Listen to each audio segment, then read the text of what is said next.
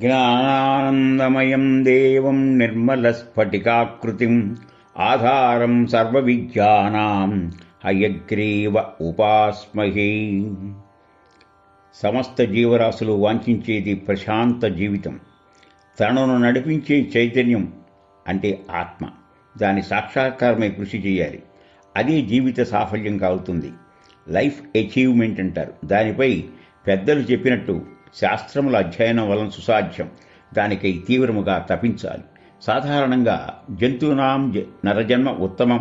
ఆ స్థితిని కాపాడటానికి పరమాత్మ ఎంతగానో మనకి అనుగ్రహ ప్రసాదంగా విచక్షణ జ్ఞానం ఇచ్చాడు.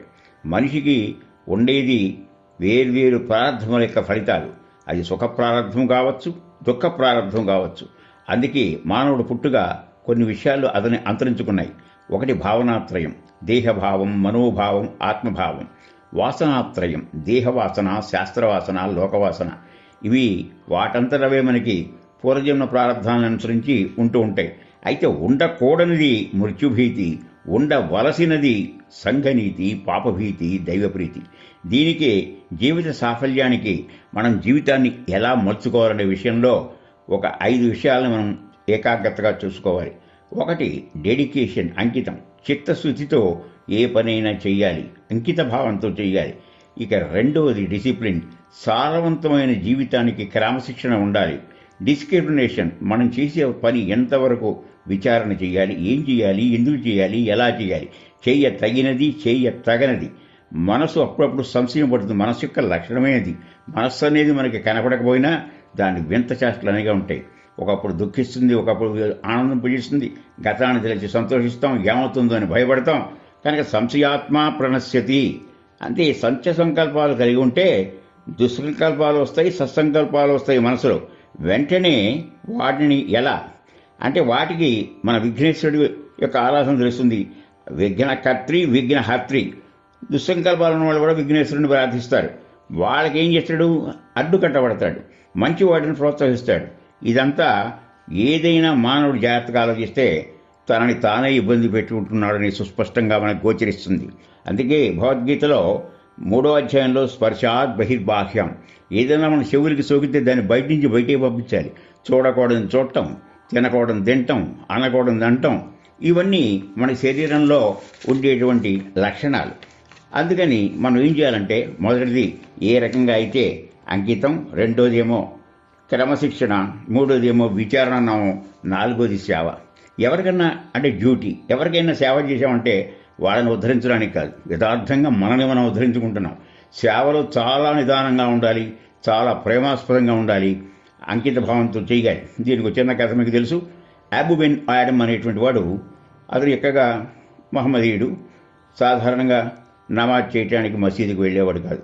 ఆ యొక్క అవతాధిపతి కేకలిస్తూ ఉండేవాడు. ఎరా ముఖ్యమైన పండుగలు కూడా రావు, ఇక్కడ రావు, ఏం చెయ్యి ఏమిటంటే, ఎక్కడికి వెళ్తున్నావు అంటే ఏం లేదు, మురికివాడలు కడుతున్నాను, ఆసుపత్రులు కడుతున్నాను, వాళ్ళ బట్టలన్నీ క్లీన్ చేస్తున్నాను, అవి కావాలి ఇవి కావాలని చెప్తున్నాను, ఇంకేం చెప్పుకొస్తున్నాడు. చెప్తుంటే అందుకేరా నీకు దేవుడు ఇదవట్లేదు, ఇది ముఖ్యం రా అని చెప్పాడు.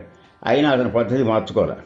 చివరికి ఒకరోజు అతను పడుకున్న గదిలో ఒక దేవత తెల్లాసం ఏదో రాస్తోంది. వీటి ఏకాంతంగా రాస్తుంటే ఆ దివ్య కాంతిలో మురిసిపోయి ఏం రాస్తున్నావు అని అడిగాడు. ఏమీ లేదు, దేవుణ్ణి ప్రేమించే వాళ్ళ యొక్క లిస్ట్ తయారు చేస్తున్నానని చెప్పింది. ఓహో, మనం ఏనాడు మనం వెళ్ళలేదు కనుక మన పేరు ఉండదని చెప్పి ఒక నిర్ధారణకు వచ్చాడు. మళ్ళా కొన్నాళ్ళకి వచ్చింది. ఇప్పుడు ఏం రాస్తున్నావు అని అడిగాడు. ఏం రాస్తున్నావు అంటే దేవుడు ప్రేమించేవాళ్ళని రాస్తున్నాను అన్నాడు. ఇంతకుముందేమో దేవుణ్ణి ప్రేమించేవాడు, ఇప్పుడు దేవుడు ప్రేమించేవాడు. ఆశగా నాదేమన్నా ఉంది, నీదే మొదటిగా ఉంది ఇందులో పేరుని చెప్పారు. కనుక మనుష్య మానవుడే మాధవుడు, దైవమే మనిషి రూపం అనేది తెలుసుకోవాలి. కనుక మనకి లక్ష్యం ఏమిటంటే జీవితంలో పరమావధి ఏమిటి? జన్మ వచ్చింది, జన్మ సాధిస్తున్నాం. ఎన్ని జన్మలు ఇస్తామో ఎన్ని ఎత్తాలో కూడా మనకు తెలియదు. కనుక పునరపి జననం, పునరపి మరణం, పునరపి శయనం, పునరపి జనని జఠరై శయనం, ఇహ సంసారి కడుదుస్తారు అని చెప్పి భజగోవింద శ్లోకాల్లో నుడిగినట్లు మనం చాలా ఇదిగా ఉండాలి. మొట్టమొదటి ఉండగానే జీవన్ముక్తిని సాధించాలి. దానికి ఏమిటంటే పెద్దవాళ్ళు చెప్పిన మాటలు చద్దీనపు మూటలు అంటారు. ఆ మాటలు శ్రద్ధగా వినాలి, వాళ్ళని గౌరవించాలి. వాళ్ళు మాట్లాడేటప్పుడు ఎదురు చెప్పకూడదు, వాళ్ళు చెప్పే అవకాశం ఇవ్వాలి. అది ఒక అనన్యత్వం. అలాగే మనం చూసుకుంటే గృహిణి గృహముచ్చితే, ఇల్లాలు లేని ఇల్లు అరణ్యం. అన్ని శక్తులు ఉన్నా అన్నింటికన్నా గొప్ప శక్తి ఏంటంటే సహనం. ఇవన్నీ సూక్తి ముక్తావళి కాదు, తెలుసుకోవాలి. దీనికోసం మనం 3 విషయాలు ఉండాలి. హృదయాన్ని ఎప్పుడు పవిత్రంగా ఉంచుకోవాలి, అది ప్యూరిటీ విత్ హార్ట్. అలాగే నెక్స్ట్ ఏమిటయ్యా అంటే పేషెన్స్, సహనం. ఇందాక చెప్పుకున్నట్టు మనకి ఎంత ధనం ఉన్నా, ఎంత మానవ సపోర్ట్ ఉన్నా, ఏమున్నా అన్నింటిగా నమ్మించి మన సహనమే మనకి రక్ష, మన శాంతమే మనకి రక్ష. పెద్దలు చెప్పేవి సరిగ్గా ప్రశాంతంగా వినాలి. ముఖ్యంగా తల్లిదండ్రులు మనకి జీవితంలో పరిచయస్తులు, వాళ్ళ ఎడల వాత్సల్యం, వాళ్ళ గౌరవం ఉండాలి. నెక్స్ట్ పెర్సివరెన్స్ అంటారు, 3వ పట్టుదల. ఏదైనా పని మొదలెట్టామంటే ఆరంభింపరు నీచ మానవులు ఆరంభించి పరిత్యజింతురు మధ్యములు అని చెప్తారు. అలా కాక చివరిదాకా దాని గురించి మనం ఇచ్చేయాలి. ఒకసారి రమణ మహర్షి దగ్గరికి వెళ్ళి, అయ్యా నేను 1000 ప్రయత్నాలు చేశాను, ఏమీ కలిసి రాలేదని చెప్తే ఆయన నవ్వుతూ అన్నట్ట, అప్పటితో అంకెలు అయిపోయినాయా, 1001 లేదా, కనుక నీ ప్రయత్నం నువ్వు చేస్తూనే ఉండవు. అందువల్ల ఇవన్నీ చెయ్యాలి, మంచి చేయాలంటే ఏదైనా ఒక పని చేయాలి, ఒక పెళ్లి చేయాలి, ఇంకోటి చేయాలి, ముందస్తుగా ప్రణాళిక, దాంతో ఏర్పాటు ఎలా చేస్తామో కనుక prayer performance prevents poor performance. Prayer performance prevents poor, ఇది అంటే ఆ యొక్క ఇది ఆటంకాలు రాకుండా చూసిన ప్రణాళిక. అందువల్ల దాన్ని మనం అమలు పరచాలి. అయితే మనం ఏం చేయాలి, ఎవరైనా ఎలా గౌరవంగా ఉండాలి, పెద్దలతో ఎలా మాట్లాడాలి, ఇంట్లో పిల్లలతో ఎలా మాట్లాడాలి, చిన్న మీద వెళ్ళిన వాత్సల్యం, పెద్దవాళ్ళ మీద గౌరవం, అభిమానాలు, ఇవన్నీ మనం జాగ్రత్తగా చేసుకోవాలి. సులభంగా మన జీవితంలో నవ్వుతూ ఉండాలి ప్రతి ఇంట్లో ప్రతి వాళ్ళు. ఒక చిరునవ్వు ప్రతికూలతను అనుకూలంగా మార్చగలదు. చిరునవ్వు ఏం చేస్తుంది, మనం ఎక్కడికైనా వెళ్ళో పని చేసుకుంటే వాళ్ళు చికాకుగా ఉన్నా నిదానంగా నెమ్మదిగా మాట్లాడితే అది మాట మంత్రంగా మారుతుంది. ఇదే మనం రామాయణంలో 16 సుగుణాలు గల వ్యక్తి ఎవరన్నా ఉన్నాడా, అటువంటి చరిత్ర రాయాలని చెప్పి వాల్మీకి నారదుని అడిగితే అన్నీ చెప్తూ, అందులో రాముల వారిని గురించి చెప్తూ ఆయన సామాన్యమైనటువంటి వ్యక్తి కాదు, స్మితభాషి, హితభాషి, అర్థమైందా, మరి స్మితం, హితం, ఇలా ఎన్నో ఉన్నాయి ఆయనలో. అన్నింటికీ మించి మితభాషి. ఎందుకంటే మితభాషత్వం ఎంత గొప్పదంటే అతి భాష మతి హాని, మిత భాష అతి హాయి. అలాగే పూర్వభాషత్వం, మనకెవరైనా తెలిస్తే పెద్దవాడా చిన్నవాడా, మనలో ఉన్న అహంకారాన్ని ఒకసారి బయటికి తెచ్చుకుని ఎవరి ముందు మాట్లాడాలి. ఐనెస్, ఈగో అంటారు, ఈ అహంకారం. ఆ ఈగో గోస్ బిఫోర్ ఫాల్, పతనం అయ్యే ముందు ఉండేదే అహంకారం. అలా కాకుండా రాములు వారు అందరినీ ప్రేమగా ఆయన మాట్లాడటం అనేది మనం చరిత్రలో గమనిస్తాం. కనుక గృహస్థుగా మనకు చాలా పనులు ఉన్నాయి. ఈ గృహస్థాశ్రమం అన్ని ఆశ్రమాలకి ఆశ్రయం అనేది మనం గమనిస్తూ ఉంటాం. అలాంటి దాంట్లో ఒక సందర్భంలో శుకుడు విరక్తి కలిగి పుడుతూనైనా ఒక మండలం తీసుకుని నేను సన్యాసాశ్రమానికి వెళ్తాను, నాకు ఈ సంసార సుఖాలు అక్కర్లేదు అంటే ఈయన ఎలాగైనా సరే సమాన వసమని చెప్పి ఈ లోపల ఆ వ్యాసాశ్రమంలోకి శుకుడితో హితవుగా నారదుడు చెప్పాడు. ఆయన గృహస్థాశ్రమంలో ఒక ఆశ్రమాన్ని గురించి చెప్తూ, ప్రస్తుతం కలి శని 2 కలిసినటువంటి కలియుగం కనుక తెల్లవారు లేస్తే 1000 దుఃఖాలు 100 భయాలు. ఎందుకని ఇవన్నీ అవుతున్నాయి? ఇప్పుడు ఈనాడు చూడండి, కలిగే ప్రథమపాది జంబూద్వీపి అని చెప్పి ఈ ప్రథమ పాదంలోనే వింతమైన విషయాలు చూస్తున్నాం. సైబర్ దొంగతనాలు అమాంతం వాటంతరవే మాయమైపోతున్నాయి, అకౌంట్లను తుడుచుకుపోతున్నాయి. ఇవన్నీ ఉండటం వల్ల మనం ఏం చేయాలంటే చాలా జాగ్రత్తగా మసులుకుని క్షణక్షణానికి భయమే, క్షణక్షణానికి. అయితే జ్ఞానులు కూడా పప్పులో కాలేస్తున్నారు. ఆ జ్ఞానులను చెప్పుకుని అబ్బో మహామేధావులను వాళ్ళు, ఇది ఒకళ్ళు కాదు, జ్ఞాని నామపి చేతాంసి భగవదాహిస బలదాకృష్య మోహాయ మహామాయ ప్రయచ్చతి. ఎటువంటి మాయ అంటే వాళ్ళు వీళ్ళు కాదు. మరి భీష్ముడంతటి వాడు కూడా లౌల్యం వల్ల పక్షపాతం వహించాడు. కర్ణుడు తను కనకపోయినా శకుంతలను గురించి తప్పించాడు. జడభటుడు చక్కగా తపస్సు చేసుకుందామని చెప్పి 3 జన్మలు ఎత్తాల్సి వచ్చింది. దూర్వాసుని యొక్క కోపం. ఇలాంటి ఉదాహరణలు మనం ఎన్నో చెప్పుకొస్తే ముఖ్యంగా 18 పురాణాలు 32 ఉపపురాణాలు వచ్చిన వ్యాసుడు కూడా చాలా ఇబ్బంది పడ్డాడు. ఈ అంతలో అంటారు తెలియక ప్రియపుత్రుడైన శుకుడి యొక్క వియోగం వల్ల ఇలా జరిగింది అనుకుంటున్నారు. కాదు, ప్రశాంత మనస్సుతో సరస్వతీ నది వద్ద ఆయన ధ్యాననిష్టలో ఉండి అనుష్ఠానం చేసుకుంటూ ఉంటే మరి ఆయన ఒక్కసారిగా అశాంతతకు గురయ్యాడు. పోనీ ఆయన తక్కువవాడా, వేదాలన్నింటినీ విభజించాడు. ఆ 4 వేదాలని శిష్యులకి ఇచ్చి ప్రాచుర్యం చేయమన్నాడు. భారతాన్ని పంచమవిధంగా మలిచాడు. భారతం ద్వారా మనకి 4 పురుషార్థములను గురించి చెప్పించాడు. అయినా ఇంకా ఏమిటంటే ఆయన ఇంకా ఏదో చేయలేకపోయానే లోకహితవు కోసం, లోకోద్ధరణ కోసం ఇంకా ఏదో అందించలేదన్నాడు. అప్పుడు నారదుడు సలహా చెప్తే, వీటి వల్ల కాదు, నువ్వు ఏవైతే ఇంతవరకు రచించావో ఆ రచనలో ఉన్నటువంటి ఆ యొక్క ప్రభావం వల్ల నువ్వు ఇలా చెబుతున్నావు. పాండవులు, అజ్ఞాతవాసం, అరణ్యవాసం, కష్టాలు, ఇష్టాలు. ఇప్పుడు నీకు పరిపూర్ణత్వం, ఆనందం చేయాలంటే చక్కగా భాగవతం చెయ్యి, విష్ణు స్తుతి చెయ్యి. భాగవతం 4 సార్లు అనండి, భాగవతం భాగవతం భాగవతం. ఈ రకంగా మనిషి ఆ నారదుని సలహాతో విష్ణు కథామృతాన్ని అనే దానికి ప్రశాంతతకి పునాది వేసుకున్నాడు. అయితే ఆయన అన్ని పురాణాలు రాశాడు. శివపురాణాలు రాశాడు, దేవీ పురాణాలు రాశాడు, మరి విష్ణు పురాణాలు రాశాడు. విష్ణు పురాణాలు రాసినంత వరకు ఆయన నామాలు పెట్టుకోలేదు. అమ్మవారు చేసేటప్పుడు ఒళ్ళంతా కుంకం పోసుకోలేదు. శివుడు రాసేటప్పుడు విభూతి రాయలేదు. అన్నింటి ఎందుకు సమత్వం చూపించాడు. అందులో కూడా చక్కగా మనం సారాన్ని గ్రహిస్తే శివుడు యోగత్యాగి, విష్ణువు భోగత్యాగి. గరళం వచ్చి చతుర్దశ భవనాలు హాలాహలంతో చాలా ఇబ్బంది పడితే అది కంఠంలో నిలుపుడు నీలకంఠుడయ్యాడు, శివుడుగా మారాడు. అది విష్ణువు అయితే ఏదో హాయిగా వైకుంఠంలో ఆనందంగా ఉన్నాడా? భూమి మీదకి వచ్చి ఎలా బతకాలో నేర్పి మత్స్య కూర్మ వరాహ నరసింహ వామన పరశురామ రామ కృష్ణ బుద్ధ మరి కల్కి ఇన్ని అవతారాలు ఎత్తి ఈ యొక్క సృష్టించిన దాన్ని సత్వగుణంతో ఇచ్చేసేటువంటి వ్యక్తి ఆయన. కనుక సత్యం ధర్మం ఆయన చెప్పినటువంటి ఆ వేదాల్లో చతుర్విధ పురుషార్థాల నుంచి వచ్చిందే సత్యం ధర్మం.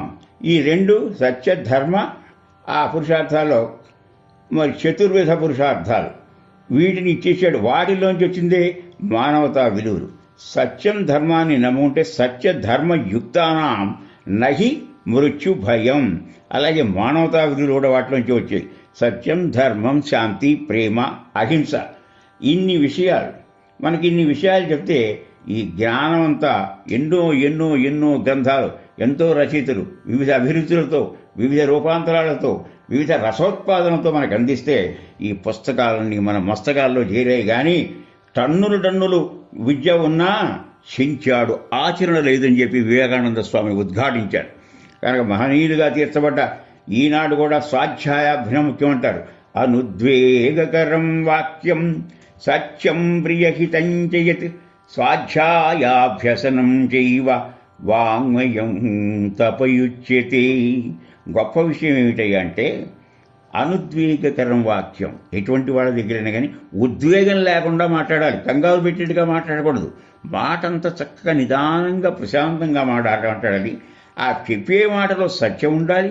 ఆకలి వాళ్ళకి వినేవాళ్ళకి ప్రియం కలిగించాలి, వాళ్ళకి హితవుగా ఉండేది చెప్పాలి. అనగా సత్యం ప్రియం హితం చేయతు. దాన్ని ఎట్టా వస్తుంది ఈ భాష? స్వాధ్యాయాభ్యసనం. బాల్యం నుంచి రామాయణ మహాభారత ఇలాంటి కథలు చెప్పారు. మహాభారతంలో ఉన్నదే భగవద్గీత. కనుక ఇవన్నీ చెప్తే దా స్ఫూర్తితో మహనీయులు ఉద్భవించారు. తల్లి జిజియాబాయి యొక్క అధ్యయనంలో శివాజీ తీర్చబడ్డాడు. పొతలీబాయి యొక్క ఆధ్వర్యంలో కుమారుడు మహాత్మా గాంధీ మహాత్ముడుగా చెప్పాడు రామాయణ మహాభారత కథను చదవాలి. ఇన్ని చదివి ఇన్ని చేసిన మానవుడికి ఉండాల్సినటువంటి ఆ యొక్క పాతకాలపు తెట్టు లేకపోతే పూర్వ ప్రారంభం నుంచి తప్పించుకోలేడు. ఎంత చదువు చదివి ఎన్ని విన్నను కాని ఈనుడవ గుండంబు మానలేడు, బొగ్గుపాల కడిగినా పోవునా మలినంబో విశదాభిరామ వినురవేమా. ఎంతన్న విన్నాయి మళ్ళా మొదలే వ్యవహారం అంతా. దాన్ని కొంత మార్చి భగవాన్ ఏమన్నారంటే చదివి చదివి చావగనేల చావులేని చదువు చదవేల అన్నాడు. చావులేని చదువు. ఇవాళ ఒకటి తయారు చేశారు, లేదా ఒక విషయం వచ్చింది, మన కంప్యూటర్స్లోనే ఒక కొత్త విషయం వచ్చింది, దాన్ని చదివారు, లబ్ధి పొందారు. ఇది పాతపడిపోయింది, మళ్ళా రేపు ఇంకోటి పుడుతోంది. ఈ పుట్టడం కొత్త విద్య అంటే రోజు చచ్చేదే.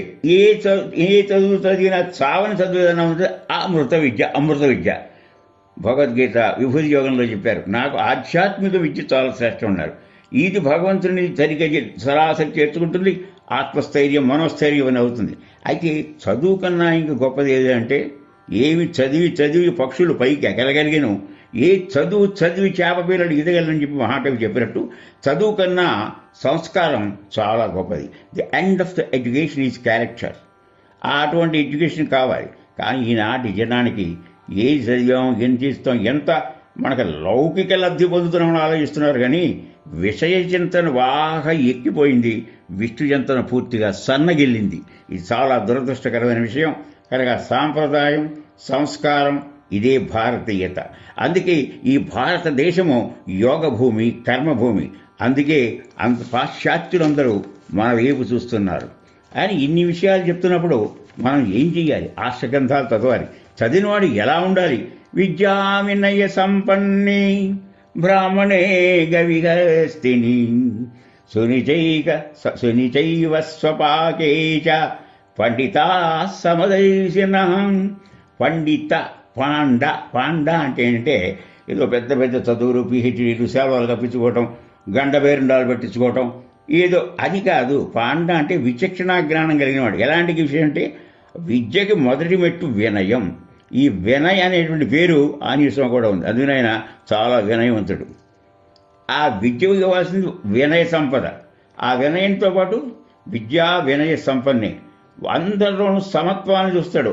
ఆవులో కానీ, బ్రాహ్మణులో కానీ, మరి కుక్కలో కానీ, కుక్క మాంసం తిని చండాళ్ళలో కానీ సమానత్వం చూస్తాడు. అంటే వీళ్ళు సమానం కాదు. వాళ్ళలో ఉన్న ఏ చైతన్యం అయితే బ్రహ్మ పదార్థం ఉందో అది ఒకటేని చెప్పి ఒక్కాణిస్తాడు. ఆ రకంగా రావాలి. ఇది మనకి నీతి. అందువల్లే ఇది మనం జాగ్రత్తగా అభ్యసించాలి.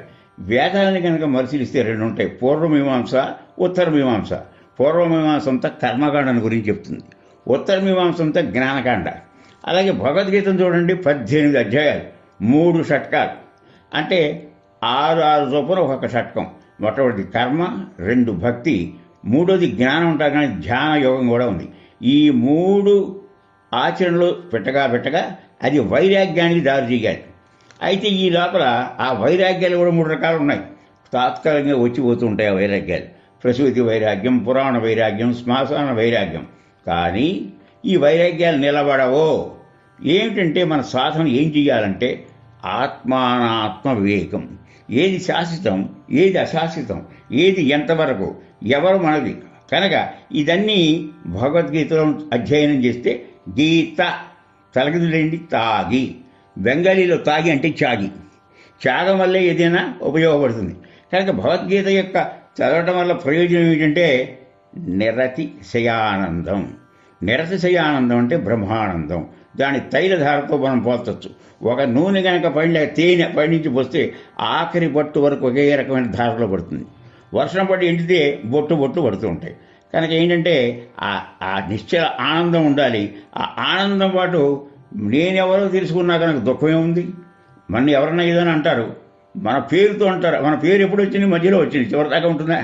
ఆ పేరు కలిగింది ఈ దేహానికి పెట్టాం. కానీ దేహానికి చైతన్యవంతమైనటువంటి దేహి లోపల ఉన్నాడు. ఆ దేహికి చెందదు. ఒకసారి గౌతమ బుద్ధుడు భిక్షకు వెళ్ళాడు. భవతీ భిక్షాం దేహి అన్నాడు.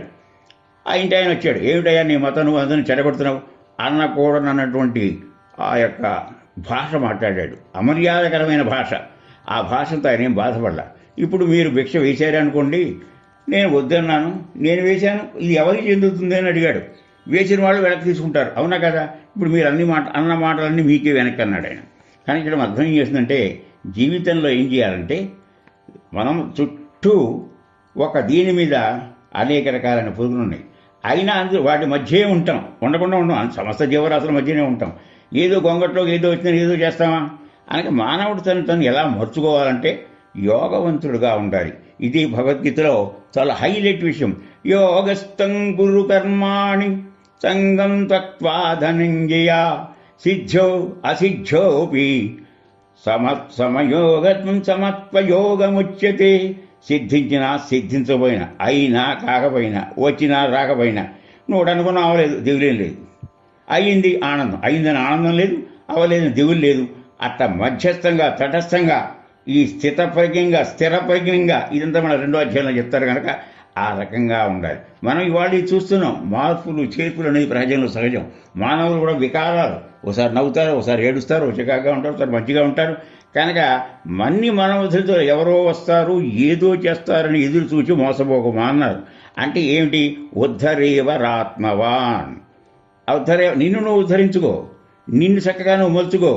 నీవు క్రమశిక్షణగా పెట్టుకో, నీలో ఉన్న ఆత్మని పరిశుభ్రంగా ఉంచుకో, చికాకు చిరాక పడకో, ఎప్పుడు ఆనందం అనేది నీలో ఉంది, దాన్ని బయటికి తీసుకురా. అయితే నువ్వు దాటలేవు. కారణం ఏమిటి? మాయ. మాయ ప్రతి క్షణంలో మాయ వస్తుంది. అందుకనే మమ మాయా దురచ్య అని చెప్పి భగవద్గీత 7వ అధ్యాయంలో 14వ శ్లోకం చెప్పారు. కనుక ఆ మాయని దాటం నీ శరం కాదు. ఎందుకన్నాడంటే చాలా అర్జునుడి చేత ఒక ప్రశ్న, చంచలం మన కృష్ణ. నా మనస్సు ఎప్పుడు చంచలంగా ఉంటుంది, కాసేపు ఆనందంగా ఉంటుంది, కాసేపు దుఃఖంగా ఉంటుంది. గాలిని ఎలాగైతే కట్టడి చేసి కట్టలేమో మనసును కూడా అరికట్టలే కదా. ఎట్లా అంటే సమాధానంగా కృష్ణ పరమాత్మ ఏమన్నాడంటే, అసంశయం మహాబాహో. నువ్వు చెప్పింది కరెక్ట్, నువ్వు చెప్పింది బహుమతి పొందిన ప్రశ్నేశావు. కానీ సాధన వల్ల, నిత్య పరిశ్రమ వల్ల, చిన్న ఉదాహరణ, ఒక శరీరాన్ని ఇంద్రియాలని జయించి నియమంగా పెట్టి, నియమితమైన ఆహారం, నియమితమైన మాట అని చెప్పి నువ్వు అలారం పెట్టిన 3ంటికి రావడం, 1 రోజు 2 రోజులు పెడతావు, 3వ రోజున నియంత్రణ నువ్వే లేస్తావు. అంటే ఇంద్రియాలని నిగ్రహించగలిగావు.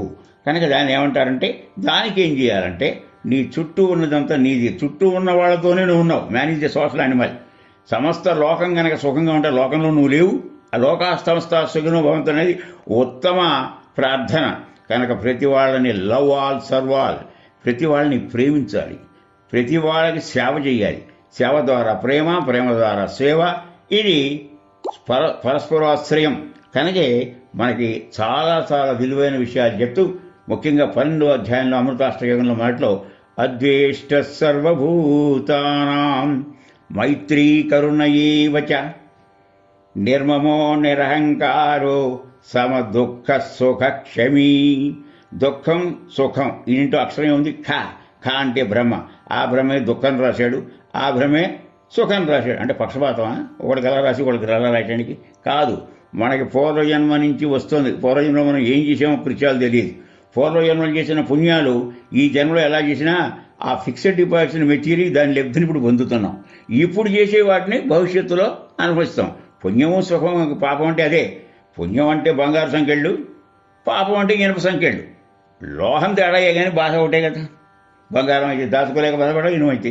కానీ ఇన్ని మనం కనుక చేస్తే నీకు 18 పురాణాలు, 32 ఉపపురాణాలు రాసి అన్నింటి యొక్క సారంగా రెండే చెప్పాడు ఆయన. ఏంటంటే పరోపకారాయ పుణ్యాయ పాపాయ పరపీడనం. Ever help never hurt. ఎవరిని బాధ పెట్టమోక. అలా సాధన చేయగలిగితే నరుడే నారాయణుడు అవుతాడు. నారాయణుడు అంటే ఏమిటి? నారాయణుడు కూడా మనలాగానే కృష్ణావతారం, రామావతారం ఇవన్నీ వచ్చాయి, మన మధ్య మసిలారు. కానీ వాళ్ళకి life minus Dzire is Narayana. జీవితంలో వాళ్ళకి కోరికలు లేవు. మానవుడు లైఫ్ ప్లస్ డిజైర్. అక్కడ మైనస్ డిజైర్, ఇక్కడ ప్లస్. కోరికల యొక్క కొలను, ఎన్ని కోరికలు తీరినా ఇంకా ఇంకా ఇంకా అయినా ఆయన ఇస్తున్నాడు. ఆయన ఏమిచ్చినా ఎవరికిచ్చినా పవిత్రమైన సూర్యకిరణాలు గంగానదిలో మురుకాలలో పడినా వాటి యొక్క అసలు స్వరూపం ఎఫెక్ట్ ఎలా అవదో. Give give give and forgive. క్షమిస్తూనే ఉన్నాడు, ఇస్తూనే ఉన్నాడు. మానవుడు ఏం చేస్తున్నాడు? పొందుతున్నాడు, విశ్వాసఘాతకుడు అవుతున్నాడు. గెట్ అండ్ ఫర్ గెట్ మర్చిపోతున్నాడు. కనుక ఇన్ని విషయాలు చేస్తే మన జీవితంలో అటు శంకరుడైనా ఇటు విష్ణువు అయినా వాళ్ళ తత్వాలు తెలుసుకుంటూ ఒక క్రమశిక్షణతో ప్రత్యేకంగా కనుక చేస్తే ఎంత ఆనందంగా ఉంటుంది. మన జీవితం యొక్క పరమావధి ఏమిటి? శంకరస్య చరితా కథామృతం చంద్రశేఖర గుణానువర్తిని నీలకంఠ తవ పాద సేవనం సంభవంతు జన్మ జన్మని. మనం ప్రతి జన్మకే ఈ పవిత్రమైన శరీరాన్ని, సమయాన్ని విలువ చేయడానికి ఎవరైనా ఊళ్ళో కొత్తగా వస్తే మీరు ఎవరు, ఎక్కడి నుంచి వచ్చారో, ఏం చేస్తున్నారో, అవన్నీ ఇంత భోగటాలు అవుతాం కదా. ప్రశాంతంగా కూర్చున్నప్పుడు నేనెవరు, ఎక్కడి నుంచి వస్తున్నాను, ఏం చేస్తున్నాను, ఏం చెయ్యాలి, ఏం చెయ్యకూడదు, ఏం చేస్తే ఈ జన్మల పరంపర నుంచి విముక్తి అవుతాననేటువంటి సాధన ఎంతమంది చేశారో ఎవరికి వాళ్ళే ఆలోచించుకోవాలి. కనుక అలా చేసుకోవడం కోసం ఆ పవిత్రమైనటువంటి శివలీలలు కానీ విష్ణులీలలు కానీ ఆ శంకర చరితా కథామృతం, ఆయన యొక్క గుణాలు తెలుసుకోవడం, గుణానువర్తనం, ఆ నీలకంఠుడి యొక్క పాదసేవన చేస్తూ జన్మను ధన్యం చేయాలి. కనుక దానికి ఇచ్చేస్తూ ఆత్మస్థైర్యం, మనోస్థైర్యం ఇవన్నీ పెంచుకుని అన్ని మర్యాదలు తెలుసుకుని జీవితాన్ని సుగమముగా, సుఖవంతంగా, సుమనస్కులై ఉంటారని చెప్పి ఆశిస్తూ యువతలకు స్ఫూర్తిగా దీన్ని అందించడం జరిగింది. కొద్ది కాలంలో భగవద్గీతలో కొన్ని అధ్యాయాలకి సరళ భాషలో అనువాదంగా చెప్తూ అందరికీ మనసు హత్తురేటు చేసేటువంటి శక్తి ఆ భగవంతుడు నాకు ఇవ్వాలి, మీకు కూడా అది కలగాలి. సహనావతు సహనౌ పునత్తు సహ వీర్యం కరవావహై తేజస్వినావధీతమస్తు మా విద్విషావహై. ఓం శాంతి శాంతి శాంతి.